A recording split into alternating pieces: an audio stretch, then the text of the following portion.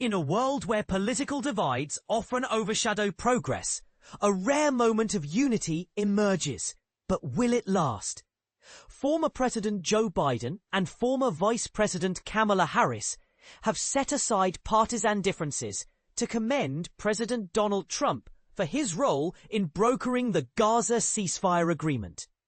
But here's where it gets controversial. While the deal has been hailed as a historic step toward peace, the road ahead is fraught with challenges.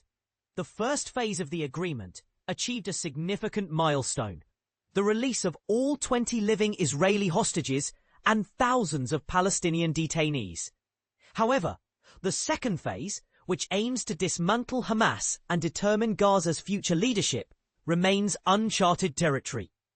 Trump celebrated this as the historic dawn of a new Middle East, but skeptics question whether this fragile peace can endure.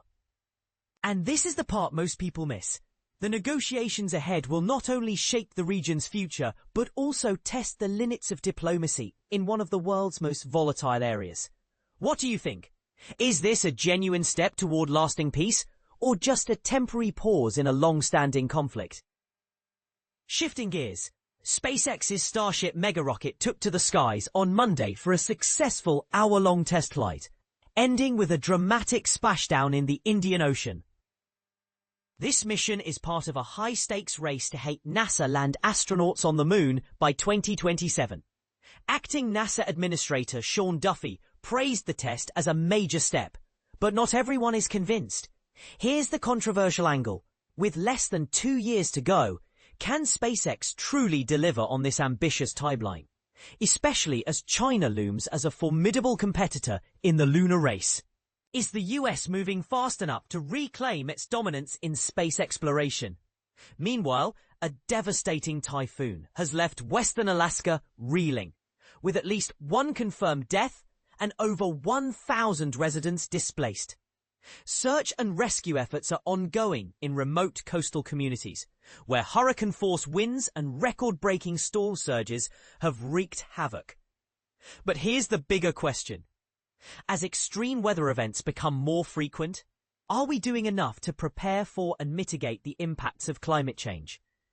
In a move that's sparking debate, several major US airports are refusing to play a video by Secretary of Homeland Security Kristi Noem, in which she blames Democrats for the government shutdown.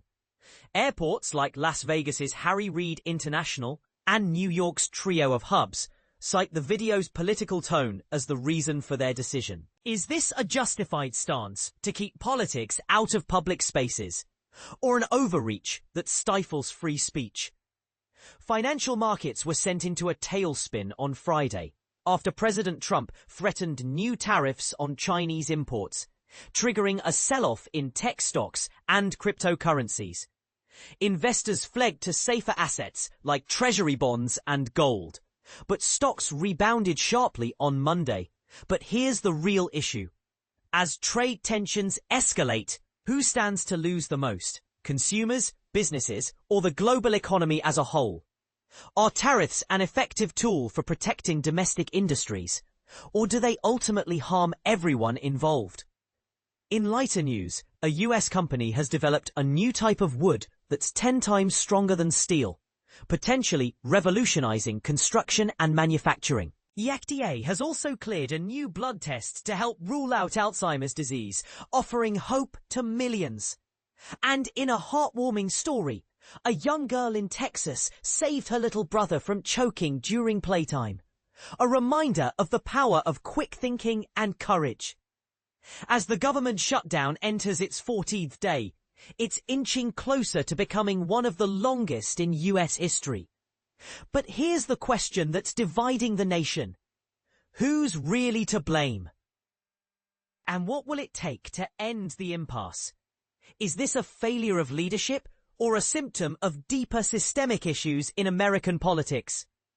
Finally, don't miss our eye-opening report on how scammers are using cryptocurrency to con victims out of millions.